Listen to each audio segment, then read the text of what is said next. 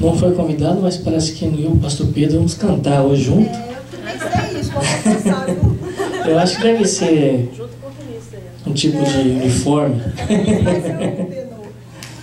Abra sua Bíblia em Êxodo, capítulo 2. É o segundo livro da Bíblia. Êxodo, capítulo 2, e o verso 21. Graças a Deus, nessa sequência de mensagens que nós temos estudado a respeito de Êxodo, temos encontrado algumas palavras bem profundas, marcantes, que nos instrui, que nos cativa, que nos marca. E é tão gostoso quando a gente sente Deus falar, quando a gente ouve Deus falar, e a gente consegue guardar algo de Deus na nossa vida. O versículo diz assim: Moisés concordou em morar com aquele homem, e ele deu a Moisés sua filha Zípora. Amém? Talvez alguns irmãos que estão procurando uma Zípora da vida, uma Rebeca da vida, estejam pensando, não, essa mensagem é para mim hoje. A mensagem é para todos nós. O irmão Alex já até pensou em alguns nomes, né, irmão Alex? Mas, graças a Deus, essa mensagem é para todos nós. Eu quero usar como tema da mensagem de hoje, ficar de acordo com os planos de Deus. Quando se fala em planos de Deus, não é fácil entender quais são. Porque nós queremos primeiro realizar os nossos planos. Porque parece mais fácil. Aqueles planos primários, que é de repente conseguir um trabalho, conseguir um casamento, que não é tão fácil assim, mas também faz parte da vida. Nós sabemos que os nossos planos, muitas vezes, colocados no papel das prioridades, estão sempre primeiros do que os planos que Deus tem para nós. Primeiro, porque é difícil entender qual é o plano de Deus. Segundo, porque a gente não tem nenhum manual escrito para nós que o plano de Deus é isso, isso, isso para a nossa vida. E terceiro, porque se for tentar escutar a Deus, parece que as vozes na nossa cabeça se confundem com as nossas vozes, com as vozes das pessoas e principalmente com a nossa própria vontade. A nossa vontade de fazer alguma coisa boa parece gritar muito mais alto do que tentar escutar algo que Deus queira nos dar como dica, como direção. Porque nessa busca de fazer a vontade de Deus, muitas vezes a única coisa que Deus nos dá é uma pequena dica. E muitas vezes o que queremos é que Deus dê um dicionário inteiro de palavras, um guia turístico para chegar até a nossa vontade. Ou a vontade que Ele tem para nós. Ou uma direção que Ele tenha para nós. Entretanto, eu quero aqui analisar algumas coisas interessantes do texto. Dentro dessa narrativa histórica, quem não conhece Êxodo capítulo 2, vai lembrar que Moisés acabou cometendo um delito, acabou assassinando um homem, enterrou ele na areia, achou que ninguém ia descobriu. Ele teve que fugir do Egito. Ele era um príncipe no Egito. Entretanto, teve que sair correndo de lá, foragido. Mas, nesse momento que ele sai fugido do Egito, ele vai parar em Midian, e diante de um poço, ele vê que algumas pastoras chegam para saciar a sede do seu rebanho. Chegam alguns homens maus, uns pastores maus, com pensamentos negativos e vida errada, expulsam as pastoras dali e tentam usurpar o trabalho das pastoras. Entretanto, Moisés, vendo tudo aquilo, não aguentou ficar quieto diante de uma injustiça e se levanta e defende aquelas pastoras, e não só defende, como ainda dá de beber também ao rebanho daquelas pastoras. Por conta disso, quando as pastoras vão para casa, o pai daquelas pastoras pergunta: ué, cadê o homem que ajudou você? Que ajudaram lá a defender dos outros pastores? Por que vocês deixaram ele lá? Quando você analisa isso, você começa a descobrir que muitas vezes atuamos dessa forma. Recebemos a ajuda de Deus, Deus nos defende, Deus nos ajuda naquilo que nós achamos impossível, e depois que recebemos o que Deus tem para nós, esquecemos, simplesmente esquecemos Deus lá onde Deus nos abençoou. A gente olha para trás, lembra da bênção, Deus abençoou, mas aqui no presente a gente não está com Ele, a gente não traz Ele junto, não leva Ele para casa. E aqui é uma lembrança. Deus tem te abençoado, não tem? Dá vida para você, você está respirando, com força, com saúde. Ah, mas minha saúde está mais ou menos, mas está com vida, não está? Isso é que importa, porque Deus completa a obra. Ele pode sarar você, pode curar você, pode trazer outras bênçãos ainda maiores. Para isso, nós não podemos esquecer de levá-lo para casa. Levar Jesus para casa significa também que a nossa vida espiritual, vida cristã, não pode ficar aqui dentro da igreja. Ser crente, ser cristão dentro de 4 paredes, onde todo mundo abre a Bíblia, lê a Bíblia, vive aparentemente uma vida cristã, é fácil. O difícil é você levar essa vida para o lado de fora da igreja. Por quê? Do lado de fora a gente esquece muitas vezes que nós aprendemos a fazer o bem.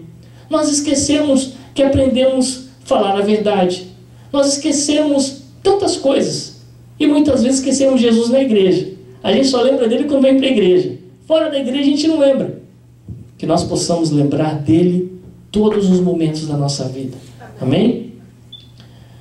Nós entendemos aqui que quando as meninas, as pastoras foram interrogadas pelo pai, e ele perguntou: onde está Moisés? Onde está a pessoa que te ajudou? Ah, está lá. Deixamos lá. Então vai chamá-lo. Vai chamá-lo para que coma um pão. Aqui mostra também que toda vez que nós fazemos algo para Deus, ou quando nós conseguimos acertar, tudo tem consequência, não tem?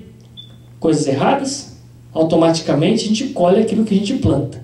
Mas automaticamente plantamos coisa boa, também colhemos coisa boa. Ou não?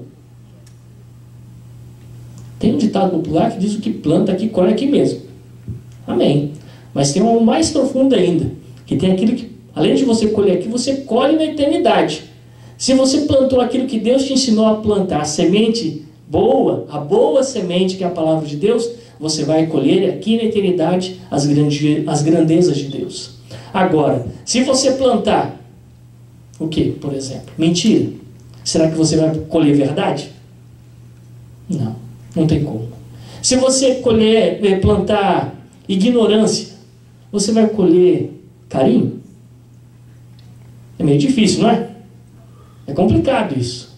Entretanto, muitas vezes nós esquecemos que a lei da semeadura, que a Bíblia fala a respeito disso, funciona ainda nos dias de hoje. E o mais interessante é saber que nessa busca de tentar acertar, ele encontra nessa situação agora um dos primeiros acertos da vida de Moisés. Provavelmente Moisés deve ter acertado várias vezes. Entretanto, aqui realça um acerto na direção correta. Porque acertar, ou seja, essa palavra acertar, se você buscar na semântica, você vai descobrir que significa acertar o alvo. E acertar o alvo não é fácil. Você já brincou de dardo alguma vez? Pegou o dardo e lançou o dardo? Às vezes eu brincava de dardo e para falar que eu acertava, eu pegava o dardo assim, sem ninguém ver, e acertava no meio e falava: acertei! Muitas vezes pensamos que na vida também é assim.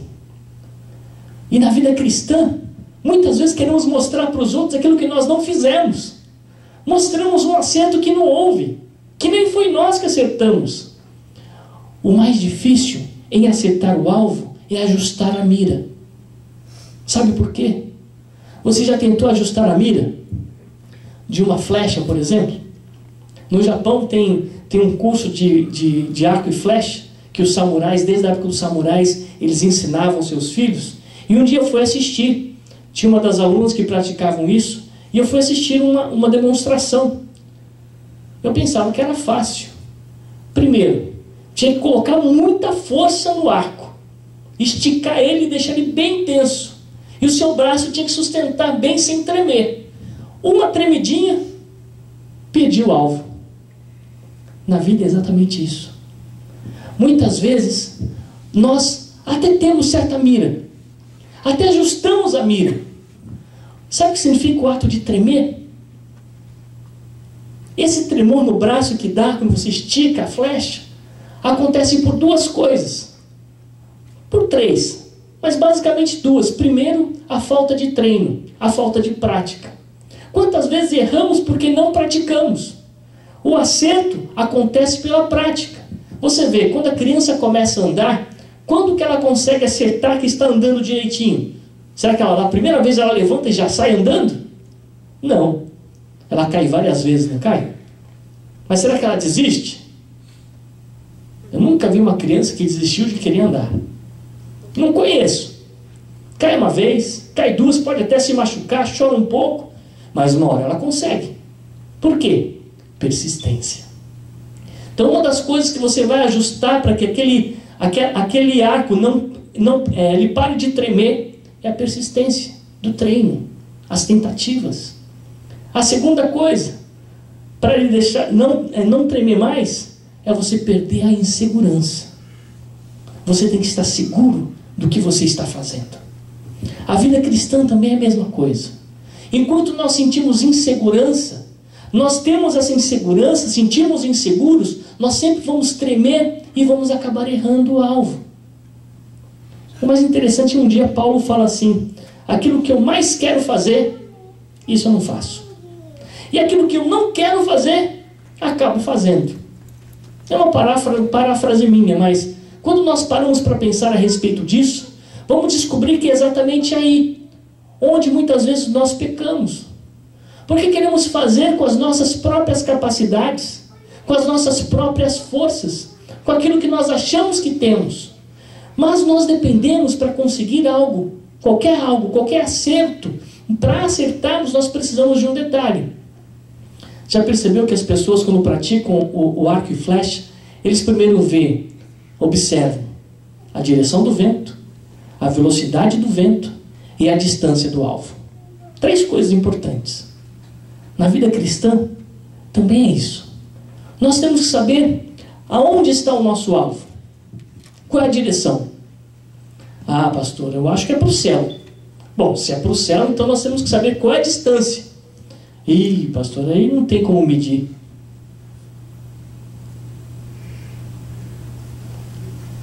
Complicou. Humanamente falando, complicou, pastor.